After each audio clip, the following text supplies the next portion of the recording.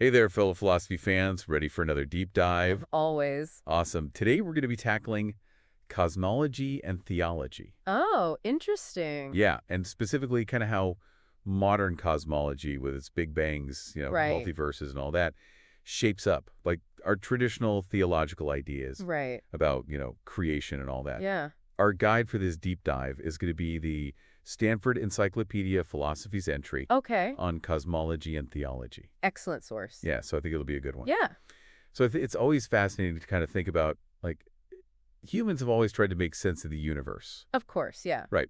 And for so long, those explanations were just intertwined with ideas about a deity. Right. But now we have scientific cosmology, Yeah. which relies on, observation, mathematics, testable predictions. Sure. So it leads to this kind of question, do these two ways of knowing clash? Or can they coexist? Right. Yeah, it's a great question. And I think, it's one that's been plaguing thinkers and theologians for centuries. Yeah. But it's particularly relevant, I think, now with the advancements in, modern cosmology. Yeah, definitely. Yeah. Definitely. Okay, so I think we can't talk about cosmology and theology without addressing, the elephant or the Big Bang in the room, right? Sure, sure. This mind-blowing concept that the universe started from a single point has been expanding ever since. Yeah. But, it wasn't always this accepted view, right? Oh, absolutely not. I mean, even Einstein himself, right, initially Oh, yeah. favored a static universe. And Uh-huh. it was only with the discovery of redshift data, Uh-huh. right, where light from distant galaxies is stretches, basically shifting towards the red end of the spectrum, indicating they're moving away from us, Okay. that the idea of an expanding universe really gained traction. Okay. And you can kind of think of it like the Doppler effect with sound. Right. Right. As an ambulance approaches you, Uh-huh. the siren's pitch gets higher, but as it moves away, it gets lower, right? Right, right. Similarly, light from receding galaxies kind of stretches Oh, okay. as they move away. And so this redshift data really led to the development of the Friedman-Robertson-Walker models, FRW for short, Okay. which describe a universe expanding from this very hot, dense state. Okay. And that hot, dense state, rewinding the clock all the way back, Yeah, is what leads us to the Big Bang. that's right. Okay, now, for some theists, they seem to confirm this idea of creation ex nihilo, Right, the creation out of nothing. right. Like God said, bang, and boom, there's the universe. Sure, yeah. Case closed, right? Well, not so fast. I Okay. mean, while the Big Bang might seem to fit, neatly Uh-huh. with the idea of ex nihilo creation, Yeah. things get a little bit more complicated when you kind of look closer. Okay. And, even within the ism itself, like the idea of creation has multiple interpretations. Okay. Right. So some believe in a finite universe with a definite beginning, while others see God's creation as like a timeless dependence. Okay. Right, not bound by like our linear understanding of time. Okay. So there are these different interpretations. So that kind of raises the question of, then why did a timeless God choose a specific point in time Right. to initiate creation? Absolutely. It's a question that theologians and philosophers have, grappled with for centuries. Uh-huh.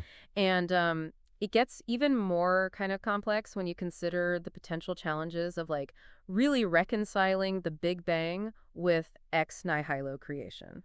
Okay, so what challenges are we talking about here? Well, for example, like if ex nihilo creation is a truly miraculous event, Uh-huh. right, something beyond the laws of nature, Yeah. should we even expect those very laws to be able to like fully I explain see what you're saying. or predict it, right? It's like expecting, the laws of physics to explain how a magician pulls a rabbit out of a cat. Yeah. Yeah. Okay. So our tools for understanding the natural world Right. might not be adequate Exactly. to explain something that transcends those very laws. Exactly. And then there's the question of like, how do we reconcile specific cosmological models Okay. with the concept of ex nihilo creation, right? Like, does the singularity in Yeah. the FRW model, that initial point of infinite density, Hmm. does that really represent nothingness in a philosophical sense? Yeah, that's a good one for us philosophers to Right. think about. What is nothingness? Yeah, exactly. Right. Okay. And on top of that, like, even the very notion of a cause, right, Mhm. for the universe Mhm. gets tricky Right. when we're dealing with a potential beginning of time itself. Right, right. So the Big Bang, while groundbreaking, Yeah. doesn't necessarily solve all these mysteries of No. creation. No. In fact, it might raise Yeah, to more raise more, yeah. than it answers. Yeah. And to make things even more intriguing, some argue that the Big Bang actually disconfirms theism. Wait, how could the Big Bang point away from a creator? Well, these are what sometimes are called Big Bang atheologians. Okay. They suggest that, the universe arising from a natural process, Okay. even one as extraordinary as the Big Bang, eliminates the need for a supernatural explanation. So like nature did it, not God. In essence, yeah. Okay. But the conversation doesn't end there. Okay. Because, the Big Bang isn't the only cosmological model out there. Right. Right? There are alternative theories. Okay. Some of which challenged the whole universe had a beginning idea altogether. Okay, that raises a question I've always kind of wondered about. Yeah. If the universe had no beginning, what does that mean for causality? That's a great question. I know. Yeah, and one that leads us to these alternative cosmologies. Okay. But before we kind of dive into those, I think maybe we'll let these Yeah. Big Bang complexities sink in a little. Yeah, definitely. A lot to think about there. Yeah, for sure. Yeah. Absolutely. So we've seen how the Big Bang, kind of a cornerstone of modern cosmology, Right. doesn't necessarily provide like a neat and tidy answer to the question of creation. Definitely not. Right. And it, as you pointed out, it opens up this whole can of worms Yeah. about causality and time and the nature of nothingness. Right, yeah, like what is nothingness? Exactly. Right. Right. So it really kind of makes you question some fundamental assumptions, I think. Yeah, for sure. For sure, but I'm also like really intrigued Yeah. by these alternative cosmological models. Right. You mentioned like the ones that challenge the whole Yeah. universe had a beginning idea. Absolutely. Yeah. So let's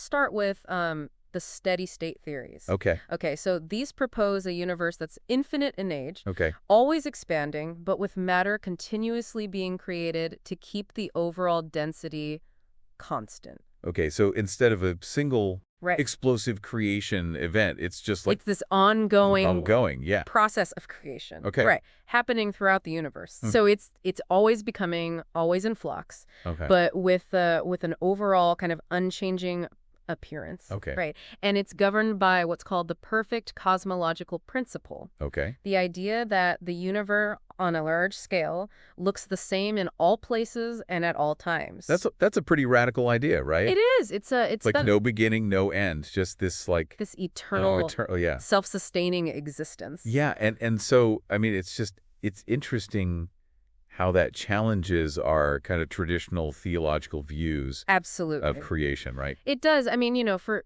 theists who hold a kind of literal interpretation of creation ex nihilo, Yeah. a universe with an infinite past is kind of a tough pill to swallow. Yeah, it would seem to imply that like God wasn't necessary to kickstart the whole thing. Right, exactly. But as we've seen, like theological interpretations are rarely that straightforward. Right. Right. So some theists actually embraced the steady state theory. Oh, really? Yeah, and found ways to reconcile it with their beliefs. Okay, how did they like try and fit an eternal universe into, a creation narrative? Well, some drew on the concept of creation continuance. Okay. Right. So the idea that God's creation is this ongoing sustaining process, not just a one-time event at the beginning of time. Okay, so it's almost like instead of God being this clockmaker who like wound up the universe and let it go, Right. it's more like he's a constant force Yeah. that's like perpetually bringing the universe into being. Exactly. Yeah. It shifts the focus from a kind of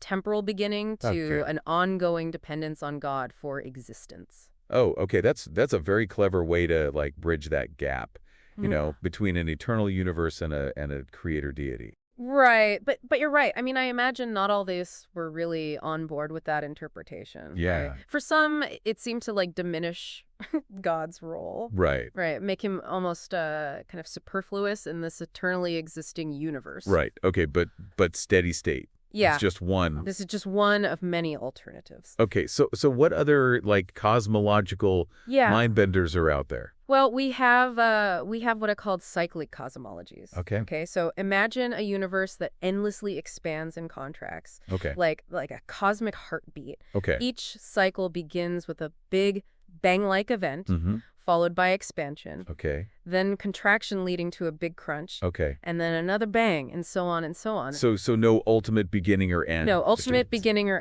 this ends. eternal dance of like creation and destruction. Exactly. Yeah, and this idea of a cyclical universe, I mean, it's been around for centuries, Wow. even before modern cosmology. Yeah, it's fascinating how like these, you know, ancient ideas Yeah. sometimes find like new life Right. in the light of modern Yeah, science. absolutely. Yeah, okay, but what about like the implications for theology then? Yeah. Does a cyclical universe make it like easier or harder Yeah. to reconcile with theistic beliefs? Well, it really depends on the specific theological framework you're working with, Okay. right?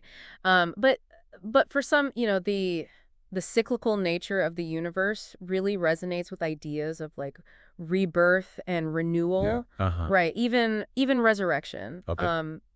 It could be seen as a reflection of, you know, God's eternal nature, right? Right. Outside of time and constantly kind of bringing forth new creations. Okay. Yeah, I can definitely see how that Yeah. interpretation would appeal to, certain traditions. Sure. But but wouldn't like a universe that kind of gets wiped clean with each cycle Yeah.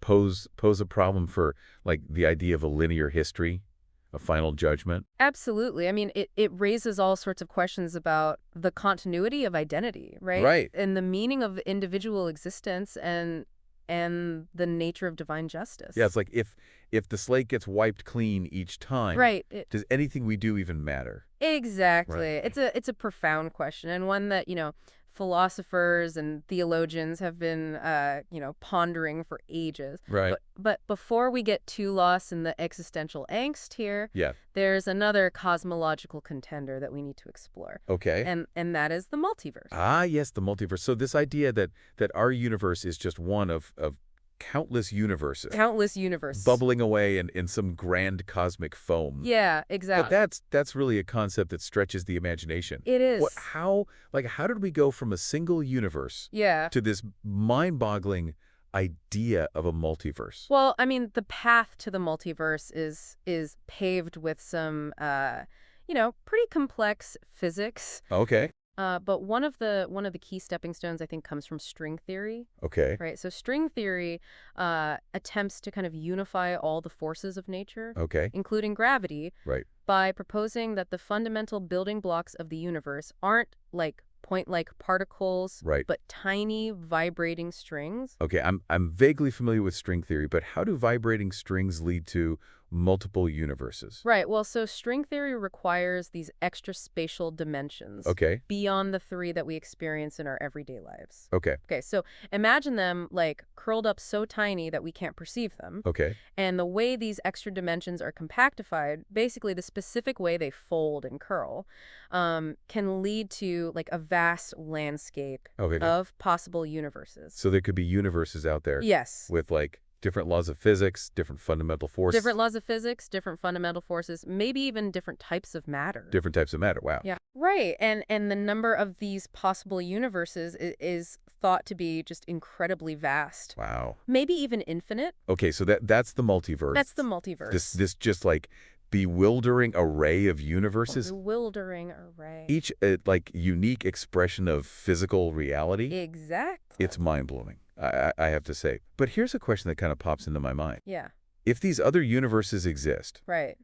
could they potentially have different types of deities? Whoa. Or even like completely different That's religious frameworks? Now that's a fascinating philosophical thought experiment. Right. I mean, it kind of takes the whole like God of the gaps argument Right. to a whole new level, right? Right. I mean, if we find evidence for a multiverse, does that mean we need to start thinking about like a multi-deity situation? Right. Right. Yeah. So it really kind of throws a wrench into traditional theological concepts. Yeah, it does. But let's just, for the sake of this conversation, Sure. stick with like the implications for our universe Right. and our own religious ideas. Does the existence of a multiverse like diminish the significance of Yeah. our own universe? Right. Well, I think that's one of the key questions Yeah. that theologians have kind of grappled with. Okay. Some see it as a threat to theistic belief, Uh-huh. right? Arguing that it undermines this idea of a universe created specifically for us, right? Yeah. With humanity at its center. Yeah, it's more of It a becomes more of a cosmic coincidence than a divine plan. right. It's like if there are an infinite number of universes, Yeah, our existence becomes just one possibility right. among countless others. Right, exactly. Not so special after all. Yeah, not so special. That's one way to look at it. But Yeah. as always, there are other theological perspectives, Okay. right? Some argue that God could have created a multiverse, Okay. perhaps as an expression of his infinite creativity.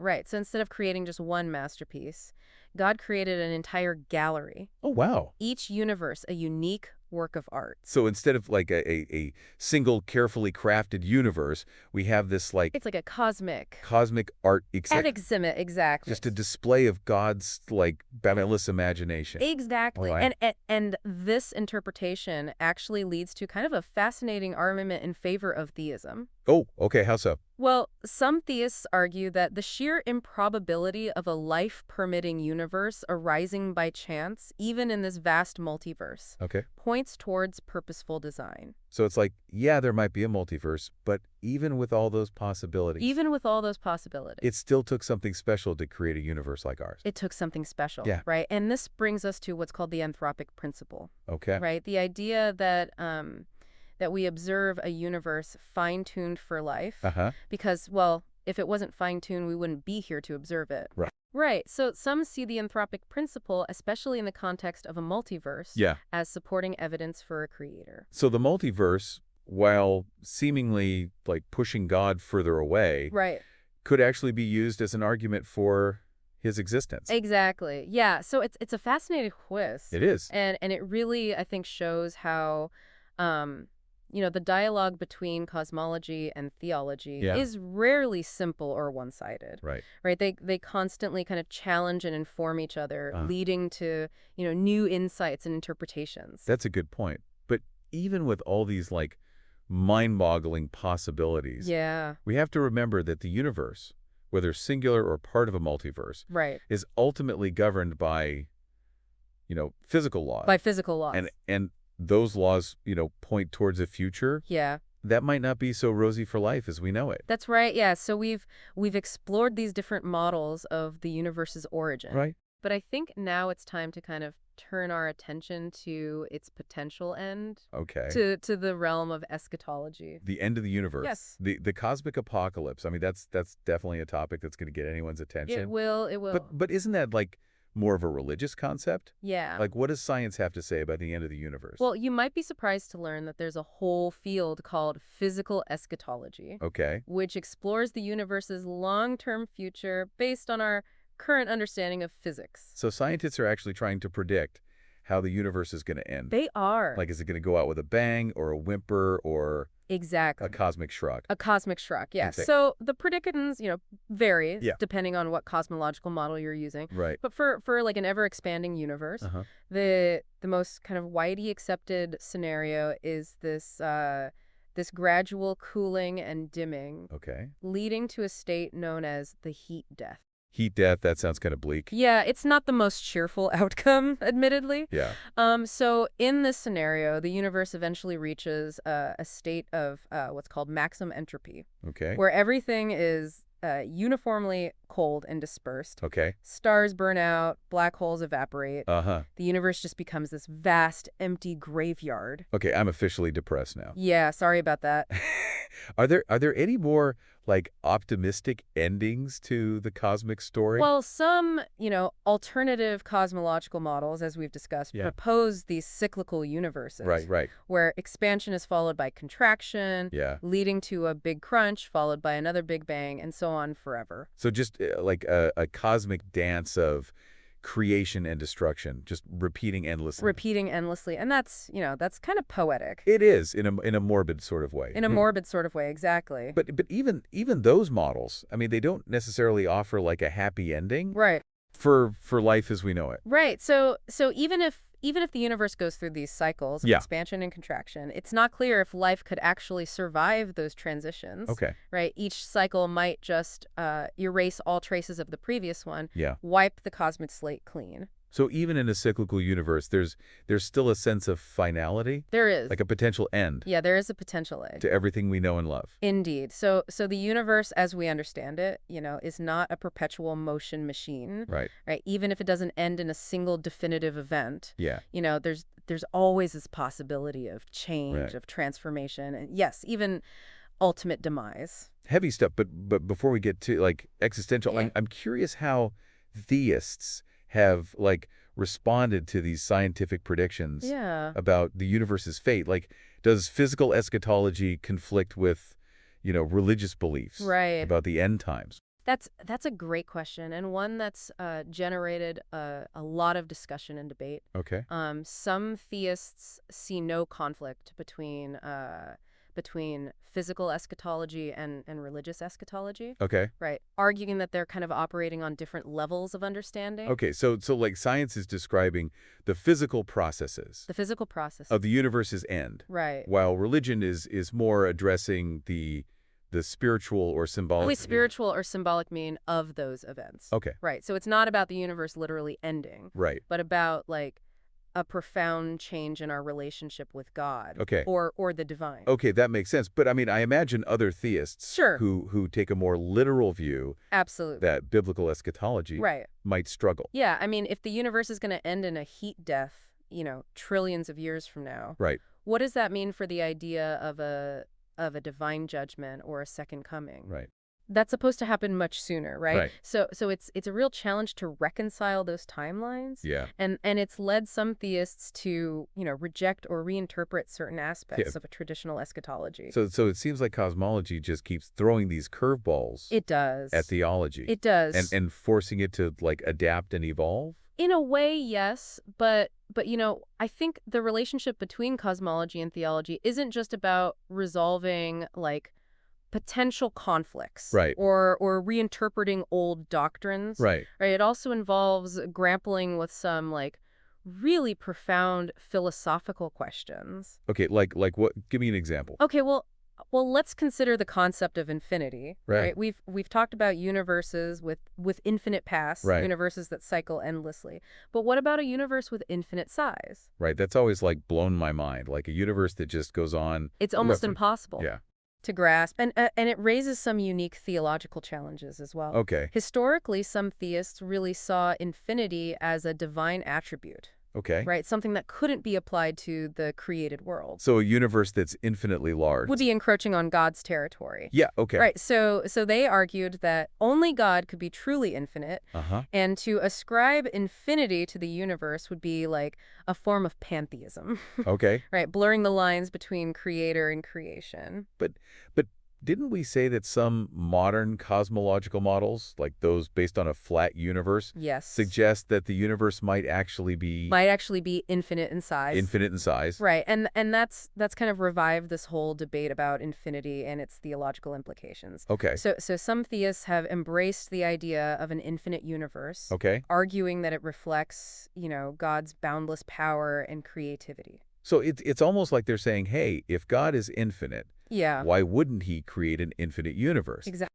It's a way of seeing the vastness of the cosmos as like a As a testament to God's grandeur. to God's grandeur, exactly. But of course, the idea of an infinite universe also presents like these really tricky Yeah. philosophical and theological puzzles. Right. Right. I mean, for instance, if the universe is truly infinite, Yeah. and if the laws of physics are the same throughout, Mm-hmm. then that implies there might be an infinite number of galaxies, stars, planets, even copies of ourselves out there. Infinite copies of me. That's a scary thought. Right. But seriously, like, how do we even begin to wrap our minds around Right. That's the challenge. an infinity? And what does it mean for, our understanding of God's role in the universe? These are questions that, philosophers and theologians Yeah. have been wrestling with for centuries. Yeah. And cosmology, with its ever-expanding view of the cosmos, Yeah. is only adding fuel to that fire. It's like we're peeling back these layers of reality,